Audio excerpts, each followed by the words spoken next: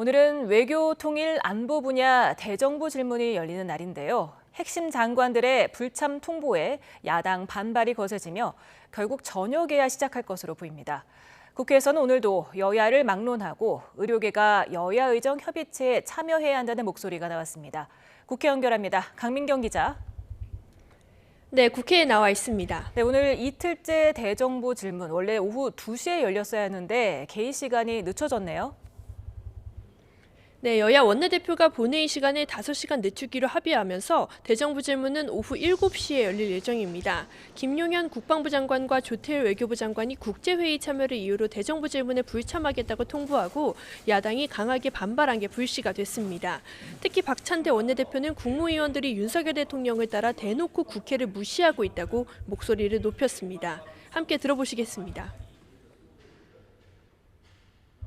대정부 질문이 오래전부터 예정이 되어 있고 갑자기 국제회의와 관련돼서 불참을 선언하는 부분은 좀 국회가 존중받는 느낌은 좀 안 드는 것 같아요. 국민의힘은 장관들의 불참은 국회의장의 허가를 받은 사안이라고 반박했습니다. 장관 불참은 민주당도 동의했다며 관련 서류까지 공개했는데 함께 들어보시겠습니다. 양당 교섭단체의 동의를 받아서 불출석하게 됩니다. 그리고 대개 장관이 참석하지 못하면 차관이 대리 참석하게 되죠. 오늘도 국방장관, 외교장관은 그런 절차를 거쳐서 그러나 야당이 입장을 굽히지 않자 결국 대정부 질문 시각은 미뤄졌고요. 조 장관과 김 장관도 각자 일정을 마무리한 뒤에 본회의에 참석해 여야 의원들의 질의를 받을 걸로 예상됩니다. 대정부 질문에서는 김형석 독립기념관장 인선으로 촉발한 이른바 역사관 논란이 쟁점이 될 거란 예상이 많습니다. 야당은 이 밖에 후쿠시마 오염수 방류 등을 거론하며 윤석열 정부가 강조해온 한일 관계 회복이 굴종 외교에 가깝다고 비판할 가능성이 큽니다. 이에 맞서 국민의힘은 윤석열 정부가 외교의 지평을 넓혔고 한일 관계도 정상 수준으로 회복되었다는 점을 부각할 걸로 예상됩니다. 또 북한의 잇따른 도발과 우리 정부의 대북 강경 정책을 대조시키며 정부와 함께 국방 강화의 필요성을 강조할 걸로 보입니다.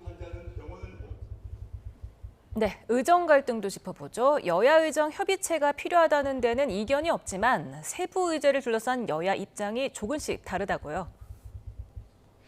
네, 정부와 보조를 맞추는 여당으로서는 의료계의 조건 없는 대화 복귀에 초점을 둘 수밖에 없습니다. 국회에서 기자회견을 자처한 한동훈 대표는 조건 없이 신속하게 협의체를 출범시키는 게 먼저라고 거듭 강조했습니다. 2025학년도 의대 증원 규모 백지화 등 어떤 조건을 걸지 말고 일단 협의체를 꾸린 뒤 대화를 하자고 촉구한 겁니다. 직접 들어보시겠습니다. 의료계가 들어오셔서 충분히 하실 말씀 할 수 있는 이 구조잖아요. 거기서 충분히 대화를 해보자라는 겁니다.